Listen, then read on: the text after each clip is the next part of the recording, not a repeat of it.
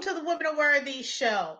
Man, is today going to be a show. So often we go through things. It's not what we go through, is how we come out of it. So the Women Are Worthy show, we are proud to announce, we're just so honored to have this wonderful woman. Her name is Victoria Randle. She's a nurse entrepreneur. She comes from humble beginnings, and at the age of 15, and I want people to understand, look at this amazing woman. At the age of 15, she witnessed the murder of her own mom, and she became orphaned. And that's a horrible thing, but I just want people to understand we can grow from that. It's not forgetting about it, but seeing what we can do with our circumstances. Because Victoria, you and I share something horrific in our backgrounds that, that's what I felt like, we were a kindred spirit. And I see how you've progressed. I want to welcome to our show, Miss Victoria Randle. This is Jacqueline Charles with the Women Are Worthy show, and I'm going to say it again. Bae, you are an extraordinary, phenomenal, worthy woman. Thank you for being on the Women Are Worthy show. Thank you so much for having me. We now as women, we have to talk about giving roses to each other while we're here. Not when we're buried, not when things are low. We have to support each other. So, Victoria, can you please, this show is not about me. I'm just facilitating it. This is really your show. Can you tell us a little bit about your background? Because just hearing your story is just heart-wrenching. So can you tell us a little bit about your background, please? I kind of grew up in a household where, unfortunately, I watched my mom get abused. And to the point where it ended up taking her life, literally. So growing up, and honestly, my parents were married when I was real young. So I went from having married parents in this quote unquote beautiful American dream life to my parents being divorced, and we just go through hell, literally. And again, living in the project, living in the hood, living with crack, roaches, you name it. I definitely was a part of it, again, until my mom ended up passing away. And one of the biggest things I learned from that situation, though, and I hate to say this because sometimes we as women, I ain't gonna never depend on no man, but I will say that I've definitely learned not to be 100% dependent on a man, because that's what my mother did. She was very dependent upon my father. And when he left, it was hard for us. So I learned a lot watching that, and from what she taught me too, because that was a learning experience for her. My mom was young, ran away when she was 14, got with my dad, that type of story. So she always kind of taught me that. So anyway, coming from that situation, nothing but just coming in contact with people who saw my spirit, saw that I wanted to grow, saw that I was willing to learn, and that I wasn't going to be taken advantage of. Because, you have people that see a person like that and they come at you from either angle. Either they really want to help you or they want to take advantage of you. And so my street smarts taught me to learn who's trying to take advantage of me and to run the opposite direction or fight back, versus people who are really trying to help me and look out for me. So I was so blessed to have certain people look out for me and help me along the way, not the way I necessarily would have wanted, but the way I needed, at least. So when you went through that experience, you became orphaned, what happened? Did you have siblings or did you go into the system? No, I have a little baby sister. My baby sister was actually 2 weeks old at the time my mother was killed. And she ended up going with my grandmother. No one decided to take me in. So I ended up living on my own, literally. I bounced from house to house, from family members from here and there. But when I realized, hey, I'm getting charged, I'm only 16, like I could have my own place if this were the case. So I basically got emancipated. I went to night school, and all during the day I worked so I could take care and pay my own bills. I couldn't even get my own place. I had to have a girl that I worked with get a lease in her name so that I could actually live in the place. So it was very interesting. No one would even let me enroll into high school. I had to be emancipated in order to enroll myself back into school. So a lot of kids, that was a learning lesson for me. You hear about kids drop out. They probably didn't necessarily want to drop out. It is hell trying to get back into school when you don't have parents to sign you in or sign you up. So I could have easily let go and decided not to, but I knew my mom would have rolled over in her grave if I did that. The main thing she always told me was to make sure you get your high school education. Where are you originally from? Fort Wayne, Indiana. Indiana, wow. Because I hear this in you, and I hear it's like, don't mess with me. Okay, I've been through it. You have that spirit, like, don't mess with me. If you're not gonna come correct, don't come correct. I hear that in you, in a good way. I don't mean it's not disrespectful. It's like, look, I've been through my stuff, so unless you're being positive and you're being loving, so let me put it in that way. You're being I'm good. loving. You're right. You know what I'm saying? That's what I'm talking about, because you don't need that. So, what would you tell someone out there who is going through a hard time? Sometimes we have this thing where we have the woe is me, and it's okay to have a moment, but we can't make it more than a moment, because you grew up really fast. You emancipated yourself, you took care of yourself. What would you tell your 14-year-old self now? Plan. I never planned. I didn't know how to plan. And listen to people who are trying to tell you something. I was so hard-headed. Oh, I know I was. That's probably why no one wanted to take me in. I was so hard-headed. I had my mind made up that you ain't my mama, you ain't my daddy, and I done made it this far, and you can't tell me nothing. So I would definitely tell my 14-year-old self to just listen, be a little bit more open, and actually think ahead and plan. Don't just live in the moment. So, what made you decide to pick up nursing? Nursing happened on accident. I never had any desire to go to college at all, none. It was never really instilled in me to do so. And then here I am 3 degrees later, which is hilarious to me. But I actually got a job working in a assisted living home. A friend of mine got me a job there. I was needing a job. She hooked me up and I fell in love. Fell in absolute love with the residents. I love talking to them, hearing from them, hearing their stories. And maybe they even kind of fulfilled a piece of me that I was missing, and I did the same for them. So I really loved it. But again, I didn't think of anything additional. This is my job. I never thought to push myself to do anything different. Well, by the time I turned 19 and I finally graduated high school, I up and left Fort Wayne, Indiana, and moved to Atlanta. Fort Wayne, after everything that had happened to me in Fort Wayne, I just had to get the hell out of there, for lack of better words. It brought back too many bad memories. I felt like everyone around me didn't want anything better. And I didn't know what was better, but I knew that the situation I was in, it had to be better than that. And the only way to get better than that was possibly to leave. So I packed up my entire apartment, put it in a U-Haul truck, attached my car to the back of it, and drove to Atlanta to Wait, start. did you know where you were gonna go, or you just said, I'm gonna drive and I'm gonna figure out where in Atlanta? Did you plan, like, I'm gonna stay in Marietta, I'm gonna stay in Powder Springs or Austell? Did you look that up, or you just said, no, I'm just going to Atlanta? No, so I had a cousin that moved a few years before me. And she kept telling me, oh my God, it's awesome here. You're going to love it. It's just awesome. She was from Fort Wayne also. So I said, okay, well, I'll come move with you, see what this is all about. So I moved in with her, put all of my stuff in storage. And it was one of the best decisions I ever made in my life. Not only did you have confidence, because you knew, look, I'm not going to stay here. I'm getting the heck out of Dodge. And wherever I go, I'm going to make it better than Dodge. So you believed in yourself. So Yeah. to me, you feel like an old soul, because you grew up fast. And for some of us who grew up quicker than we should, not enjoying our childhood like we really should at that age, to see that you've done this. So what would you tell someone who's in the predicament that you were in? What would you tell a young girl who's 14 or 15 years old and she's going through the same thing you went through? What would be your message to her? You can't see it in the moment, but there's something bigger and better for you that this is preparing you for. And even though you may not see it in the moment, you have to believe that and you have to keep pushing forward. Someone else needs you. And that's the biggest thing. We all need each other. If I didn't push through, I mean, there were nights after my mom was killed that I wanted to die. So if I would have said, I'm going to go there and I'm going to take my life, then all the lives that I was supposed to touch would never have been touched. And up to this moment, I know I've touched so many lives. I had a patient that I took care of in a burn unit and a wife who were pregnant and they got burned very severely. I took care of them for months. They had their baby and named that child after me. I'll never forget Oh, that. wow. That's a life I know I've touched. So, there's just so many different things that I've already done in life. I haven't even scratched the surface.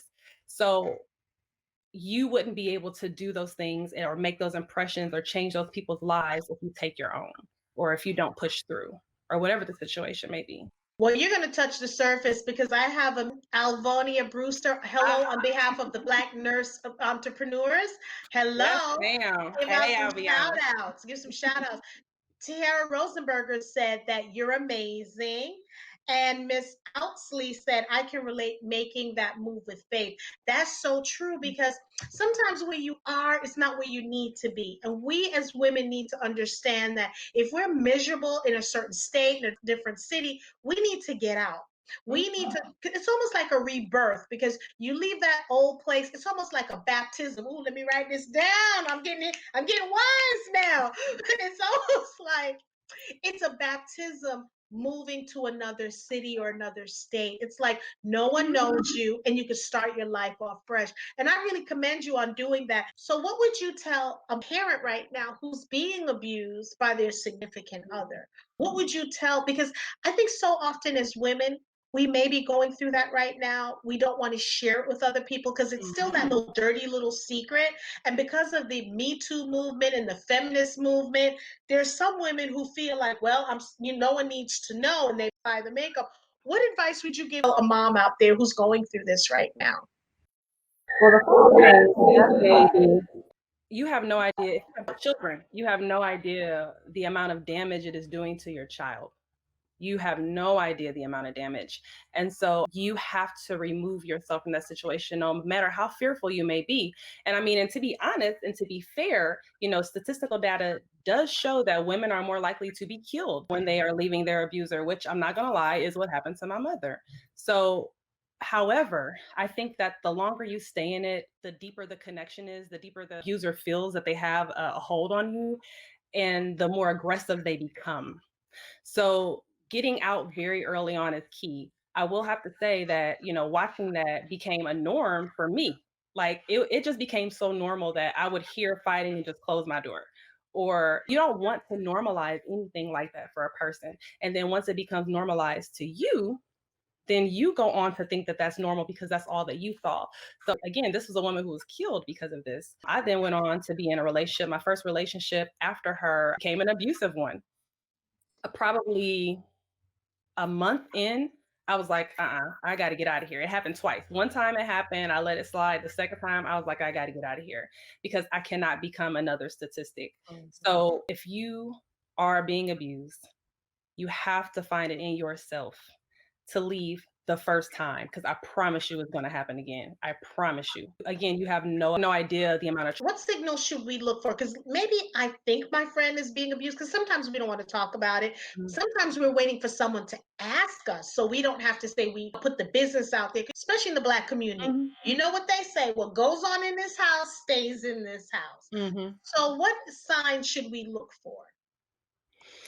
Definitely a woman who seems fearful, right? Like, oh, I better hurry up because so and so might say something, or I've got to, hurry up and get back, or they don't connect with you at all.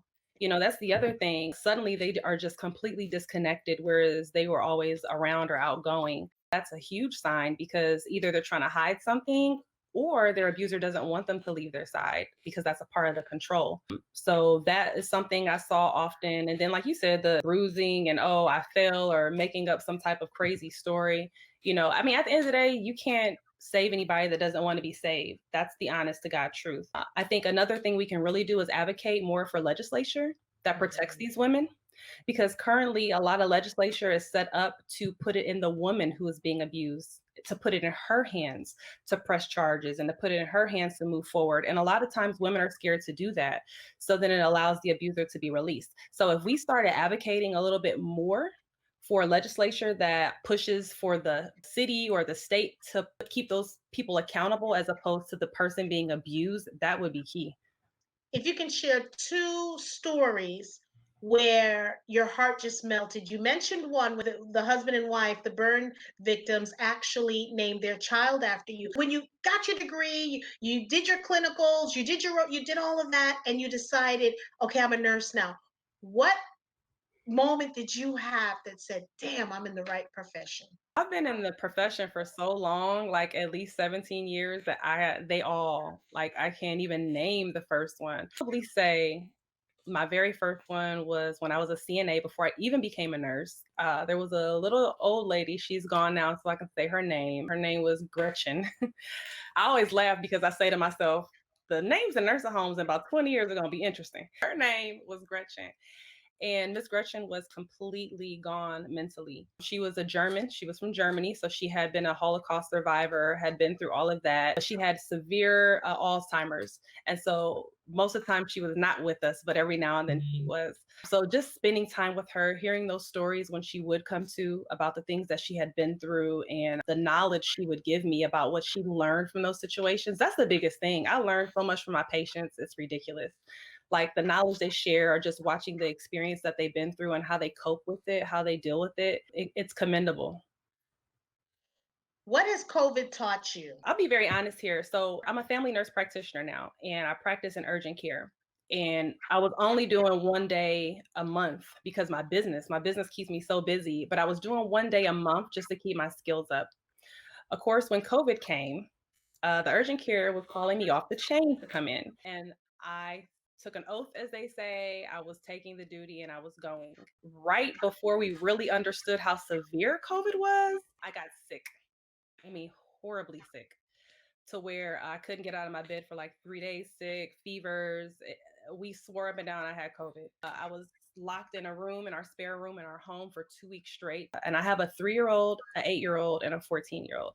So to be away from them for that time was, thank God I didn't have COVID. But I'm saying all that to say that COVID has taught me to really love and appreciate my family in the moments that I am in every day and to not take them for granted. Whether people watching this or not believe about COVID, I'm here to tell you the nurses and what they are dealing with in the hospitals is real. They are giving their lives as soldiers would to the cause, literally. Nurses are dying daily, doctors are dying daily. And so just taking a moment to really appreciate everything that we have is just so key because COVID or anthrax or a nuclear bomb, whatever you want to call it, can happen at any time. And we have to really appreciate the moment that we're living in. And as a nurse practitioner or someone in the nursing field, I want you to know that we're constantly giving props to for you ladies and men who are in that field, doctors, healthcare providers, postal workers, first responders, because look, you guys are doing something I don't think I could do. I don't know, I'm gonna keep it real because you swore an oath and you're doing it. You're going out there and then you have your own family that you got to come back to. And I don't think people understand how difficult that is. So anyone that's watching this show, nurse practitioner, anyone that's considered essential workers, and we often forget the postal workers, but they're essential workers too. Yes, But working in the medical field, you're actually seeing people. You don't know if a person you're seeing has COVID or not. And I'm seeing all the the equipment, as I call it, that you have to wear. Okay, the mask, the this, the shield. I'm like, I don't even know how you breathe. And you go in day after day, not being selfish, being selfless, because you can bring that home, and I just really thank you for what you're doing. Thank you, for what you're doing, because without you guys, we wouldn't be here. Even when I go into my medical office just for a physical or whatever, and to see that they're coming in every day, I'm amazed because, baby, here's my little resignation. Okay. Don't tell anybody I said that now. I'm just saying, you're strong. You guys are soldiers. You ladies are soldiers. You're front line. So, and men. So I really appreciate what you're doing. So, and I know you hear it all the time, but I want to tell you face to face, stream to stream, what we're doing. Thank you for doing what you're doing, because I'm transparent enough to say I couldn't do it. So thank you for keeping us healthy, even whether it's one day or whatever. Thank you for going in. Let's talk about your business. Let's talk about the name of your business. You're an entrepreneur. Let's get into that. Not only you're a businesswoman, honey, you're now an entrepreneur, not just working for someone, you have your own business. Okay, so give us the 411. Okay. So my very first entrepreneurial endeavor was starting my own CNA school. And for those who aren't familiar, the term CNA stands for Certified Nursing Assistant. So I started my own school back in 2015. It was absolutely it was hard. It was a very hard process. It wasn't easy. And I felt like, okay, like I'm trying to do good in the world. I want to find other little Victorias. I want to show them the way. And, maybe nurse aid training could be the way for them. It should not be this difficult. And so I started a YouTube channel devoted to helping other people navigate the process. And I promise you, like overnight, the YouTube channel just blew up. And it was like, wow, I didn't realize how much of a need there really, really is for this and on a national level. And so I ended up making a business out of it. So it just happened on accident, to be 100% honest. It happened on accident. So now went ahead, I ran with it, LLC'd it, moved forward. This is year 3 of the business, and we help to start nurse aid training programs and healthcare schools in general at all 50 states.